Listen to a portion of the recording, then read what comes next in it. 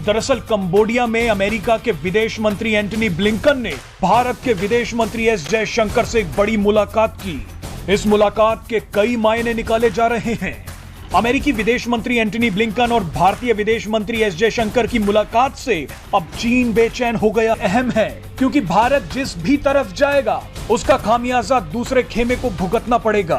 हालात खुदा का शुक्र है दुनिया उस बहरान से निकल गई है, लेकिन इंडिया जो है वो बहुत बड़े बहरान से गुजरा है।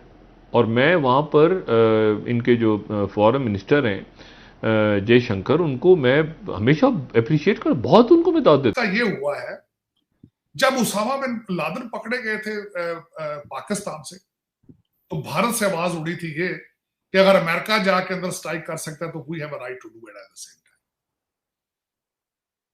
इस वक्त ईमान जवारी के ऊपर भी जो इशू हुआ है वो भारत से आवाजें आ रही हैं कि अगर यहाँ पे ड्रोन पे अटैक हो सकता है तो अमेरिका पाकिस्तान भारत जो है वो पाकिस्तान के अंदर ड्रोन क्यों नहीं इस्तेमाल करके अटैक करता है। तो हमारे लिए क्या फिर होगा? हम तो सारा अमेरिका, यूरोप, वेस्ट से कट ऑफ हो जाएंगे और एक नई डायरेक्शन हमारी बन जाएगी। और एस्टैब्लिशमेंट जो है वो जारी बात है उसका जो पलड़ा है वो वेस्ट के साथ फिट है।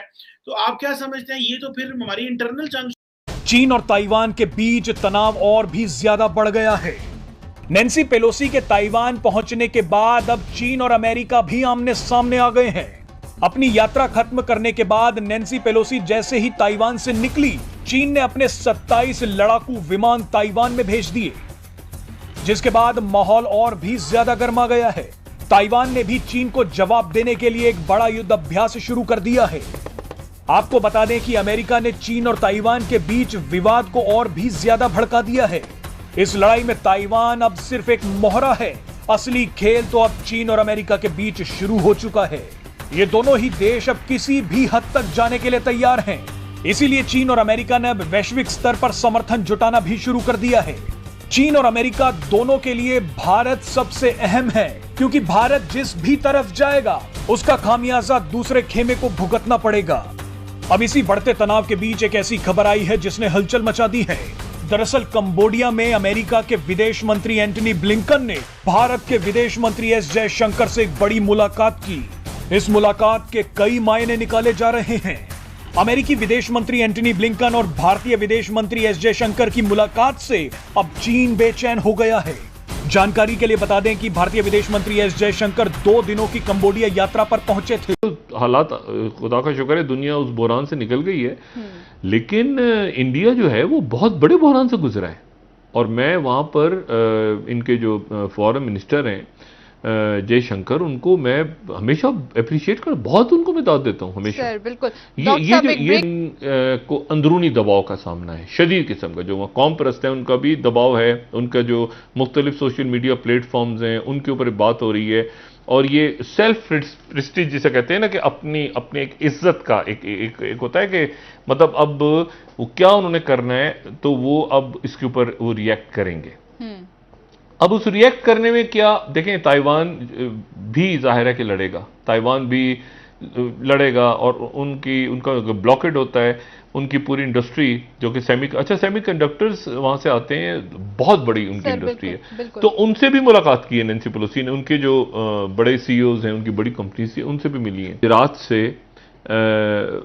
चाइना जो है वो लाइव ड्रिल्स, जिसमें उनके एयरक्राफ्ट्स, उनके जो है वो एयरक्राफ्ट कैरियर्स, उनके जहाज, जंगी जहाज जो है वो फ़ज़ाइया में, सबमरीन्स आगे पीछे, वो चारों तरफ से कई रोज के लिए वो ताइवान को। इस पूरे तनाव में भारत की स्थिति बहुत महत्वपूर्ण रहेगी। जब फरवरी में यूक्रेन और रूस का युद्ध शुरू हुआ था तो दोनों ही पक्षों ने भारत को अपनी तरफ करने की कोशिश की थी, लेकिन भारत तटस्थ रहा था। अमेरिका ने भी भारत के तटस्थ रहने पर ज्यादा नाराजगी नहीं जताई और रूस ने भारत का बहुत ज्यादा शुक्रिया अदा किया था। लेकिन इस बार स्थितियां कुछ अलग होंगी। चीन और अमेरिका के संघर्ष के दौरान रूस चीन के साथ होगा, क्योंकि रूस चीन का स्वाभाविक सहयोगी है, और अमेरिका भारत को अपने खेमे में करने की कोशिश करेगा। भारत अमेरिका के खेमे की तरफ ही ज्यादा झुका हुआ रहेगा। उसकी 2 वजहें हैं। एक तो अमेरिका के साथ भारत के कई स्ट्रेटेजिक संबंध हैं और उन समझौतों के तहत भारत ऐसी स्थिति में अमेरिका को कोई न कोई मदद देने के लिए कानूनी तौर पर मजबूर। जी दरअसल ये जो नैन्सी पेलोसी का विजिट हुआ था, इसमें पाकिस्तान के लिए क्या चैलेंजेस हैं? क्योंकि जितना वैसे तो पाकिस्तान वन चाइना पॉलिसी पे यकीन रखता है कि ये हांगकांग हो, मकाओ हो, ताइवान हो, चाइना मेनलैंड हो, इसको हम वो समझते हैं वन लैंड पॉलिसी है।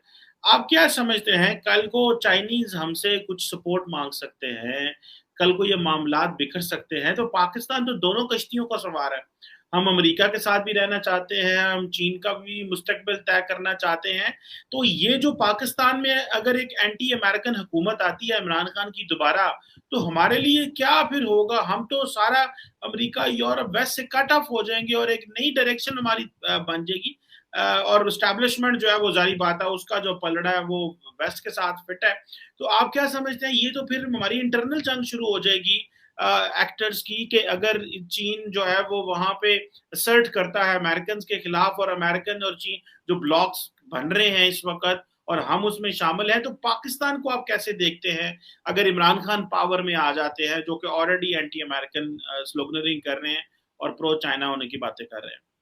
नहीं, इस पाकिस्तान की पॉलिसी जो है वो उसका मेन पिलर जो है वो डॉलर है, पैसा है। आपको वो पैसा चाइना से आप आ जाएगा, वहां चले जाएंगे। आपको अगर पैसा अमेरिका दे देगा वहां, आप इस वक्त करंटली ओपन बिल्डिंग पे बैठे हैं। इस वक्त आपको दुनिया जो है वो जहां से अच्छी बिल्ड आएगी वहां चले जाएंगे। मैं जो इसका नुकसान है वो बताता हूं क्या हुआ। नुकसान इसका ये हुआ है, जब उसामा बिन लादेन पकड़े गए थे पाकिस्तान से, तो भारत से आवाज उड़ी थी ये कि अगर अमेरिका जाके अंदर स्ट्राइक कर सकता है तो we have a right to do it at the same time. इस वक्त ईमान जवारी के ऊपर भी जो इशू हुआ है वो भारत से आवाजें आ रही हैं कि अगर यहाँ पे ड्रोन पे अटैक हो सकता है तो अमेरिका, पाकिस्तान, भारत जो है वो पाकिस्तान के अंदर ड्रोन क्यों नहीं इस्तेमाल करके अटैक करता है।